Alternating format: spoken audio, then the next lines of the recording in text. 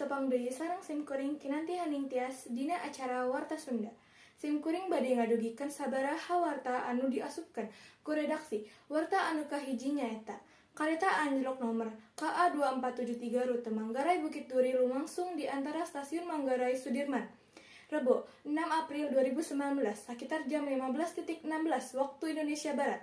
Akibatna, sejumlah perjalanan kaganggu. Kareta relasi Bogor ka Tanah Abang jeung Jatinegara kitu oge sabalikna pikeun samentara waktu tak bisa dilakukan. Kareta relasi Bogor jeung Bekasi nunuju ka Jakarta sabagian ngan ukur bisa dioperasikan tepi Manggarai jeung bisa sabagian tetep bisa dilanjutkan perjalanan nepi ka Jakarta Kota. Pikeun nu ngagunakan jasa anu embungan nganggoan bisa ngalakukeun tiket di loket stasiun jeung dipenta ngagunakeun model transportasi lain. Cek Humas PT KCJ Eva Hairunisa ngaliwatan keterangan nu ditarima tim redaksi koran Radar Bogor. Manehna oge menta panumpang merhatikeun kasalametan sawang-sawangan jeung deui henteu maksakeun naek kareta lamun geus pinuh.